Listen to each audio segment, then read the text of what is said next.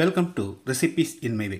இன்றைக்கி நம்ம அருமையான சுவையில் உடம்புக்கு குளிர்ச்சியான இந்த வெள்ளரிக்காயில் ஒரு ரெசிபி செய்ய போகிறோம். இது எப்படி செய்கிறது, இதுக்கு தேவையான பொருட்கள் என்ன பார்க்கலாம் வாங்க. முதல்ல இந்த வெள்ளரிக்காயில் இருக்கிற தோலை எடுத்துக்கலாம்.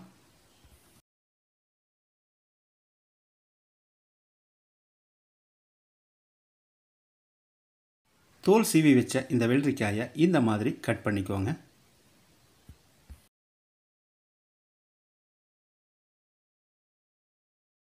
கட் பண்ண பிறகு ஒரு ஸ்பூனால் இதில் இருக்கிற விதையெல்லாம் எடுத்துடலாம். நீங்கள் வெள்ளரிக்காய் வாங்கும்போது நல்லா பிஞ்சு வெள்ளரிக்காயாக பார்த்து வாங்கிக்கோங்க, அதுதான் டேஸ்ட்டாக இருக்கும். விதை எடுத்த இந்த வெள்ளரிக்காயை சின்ன சின்ன துண்டுகளாக நறுக்கி வச்சுருக்கேன். இதை மிக்ஸி ஜாரில் போட்டுக்கலாம்.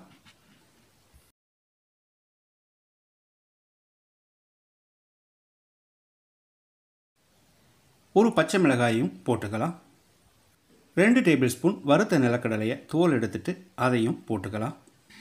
1/2 கப் துருவின தேங்காய், 1 டீஸ்பூன் உப்பு, தண்ணி சேர்க்காம சட்னி மாதிரி அரைச்சி எடுத்து வச்சுருக்கேன். இது வரைக்கும் இந்த மாதிரி ஒரு சட்னியை இட்லி தோசைக்கு தொட்டு சாப்பிட்ருக்க மாட்டீங்க. இதுக்கு ஒரு தாளிப்பு கொடுத்துடலாம். எண்ணெயில் 1/2 டீஸ்பூன் கடுகு.